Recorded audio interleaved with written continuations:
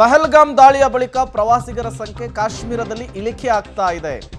ಜಮ್ಮು ಕಾಶ್ಮೀರ ವಿಮಾನ ಟಿಕೆಟ್ ದರದಲ್ಲೂ ಕೂಡ ಕುಸಿತವಾಗಿದೆ ಎನ್ನುವಂತಹ ಮಾಹಿತಿ ಸಿಗ್ತಾ ಇದೆ. ಕಾಶ್ಮೀರಕ್ಕೆ ಕರ್ನಾಟಕದಿಂದ ಹೋಗ್ತಾ ಇದ್ರು ದೊಡ್ಡ ಸಂಖ್ಯೆಯಲ್ಲಿ ಪ್ರವಾಸಿಗರು. ರಾಜ್ಯದಿಂದ ಹೋಗ್ತಾ ಇದ್ದಂತಹ ಪ್ರವಾಸಿಗರಲ್ಲಿ 80% ಪ್ರವಾಸಿಗರ ಸಂಖ್ಯೆ ಕುಸಿತವಾಗಿರುವಂತಹದ್ದು. ಪ್ರವಾಸಿಗರ ಸಂಖ್ಯೆ ಇಳಿಮುಖ, ವಿಮಾನ ಪ್ರಯಾಣದ ದರದಲ್ಲಿ ಕೂಡ ಕುಸಿತವಾಗಿದೆ. ಯಾವ್ಯಾವ ನಗರದಿಂದ ಶ್ರೀನಗರಕ್ಕೆ ವಿಮಾನದ ದರ ಹಾಗಾದ್ರೆ ಎಷ್ಟಿದೆ? ಪಹಲ್ಗಾಮ್ ದಾಳಿ ನಡೆದ ಬಳಿಕ 26 ಜನರ ಸಾವಿನ ಬಳಿಕ ಈಗ ಫ್ಲೈಟ್ ಟಿಕೆಟ್ ರೇಟನ್ನು ನೀವು ಗಮನಿಸ್ತಾ ಇದ್ದೀರಿ. ಬೆಂಗಳೂರು ಟು ಶ್ರೀನಗರ ಸದ್ಯದ ದರ ಈಗ 8,000ದಿಂದ 10,000 ರೂಪಾಯಿ ಇದೆ. ನೀವು ಈ ಹಿಂದೆ ಬೆಂಗಳೂರಿನಿಂದ ಶ್ರೀನಗರ ಹೋಗಬೇಕಿತ್ತು ಅಂದರೆ 25,000ದಿಂದ 30,000 ರೂಪಾಯಿ ಕೊಡಬೇಕಿತ್ತು ಒಂದು ಟಿಕೆಟಿಗೆ. ಈಗ 26 ಜನರ ಸಾವಾಗಿದೆ.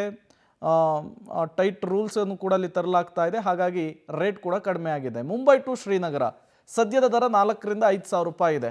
ಅದೇ ಒಂದು ವಾರದ ಹಿಂದೆ ನೀವು ಮುಂಬೈಯಿಂದ ಶ್ರೀನಗರಕ್ಕೆ ಹೋಗಬೇಕು ಅಂದರೆ 15ರಿಂದ 20,000 ರೂಪಾಯಿ ಕೊಡಬೇಕಿತ್ತು ಒಂದು ಟಿಕೆಟಿಗೆ. ಈಗ ಅದರ ರೇಟ್ ಡಿಫ್ರೆನ್ಸನ್ನು ನೀವು ಸ್ಕ್ರೀನ್ ಮೇಲೆ ಗಮನಿಸ್ತಾ ಇದ್ದೀರಿ. ಅಜಗಜಾಂತರ ವ್ಯತ್ಯಾಸ ಕಂಡು ಬರ್ತಾ ಇದೆ. ಇನ್ನು ಹೈದರಾಬಾದ್ ಟು ಶ್ರೀನಗರ ಹೋಗಬೇಕಿತ್ತು ಅಂದರೆ ನೀವು ಮೊದಲು 7ರಿಂದ 8,000 ರೂಪಾಯಿ ಕೊಟ್ಟು ಒಂದು ಟಿಕೆಟನ್ನು ಬುಕ್ ಮಾಡಬೇಕಿತ್ತು ಸದ್ಯದ ರೇಟು. ಈಗ ನೋಡಿದರೆ ಅದು 18ರಿಂದ 20,000. ರೇಟ್ ಡಿಫ್ರೆನ್ಸನ್ನು ಕೂಡ ನೀವು ಗಮನಿಸ್ತಾ ಇದ್ದೀರಿ. ಪ್ರಯಾಣಿಕರ ಸಂಖ್ಯೆ ಕಡಿಮೆ ಆಗ್ತಾ ಇದ್ದ ಹಾಗೆ ವಿಮಾನದ ಟಿಕೆಟ್ ದರ ಕೂಡ ಕಡಿಮೆ ಆಗ್ತಾ ಇದೆ. ಇನ್ನು ಚೆನ್ನೈಯಿಂದ ಶ್ರೀನಗರ ಹೋಗಬೇಕು ಅಂದರೆ ನೀವು ಈಗ 11ರಿಂದ 12,000 ರೂಪಾಯಿ ಕೊಟ್ಟರು ಹೋಗ್ಬಿಡ್ಬೋದು. ಅದೇ ಒಂದು ವಾರದ ಹಿಂದೆ ಈ ಅಟ್ಯಾಕ್ ಆಗೋದಕ್ಕಿಂತ ಮೊದಲು 20ರಿಂದ 22,000 ರೂಪಾಯಿನ ನೀವು ಒಂದು ಟಿಕೆಟ್ಗೆ ಬುಕ್ ಮಾಡೋದಕ್ಕೆ ಕೊಡಬೇಕಾಗಿತ್ತು.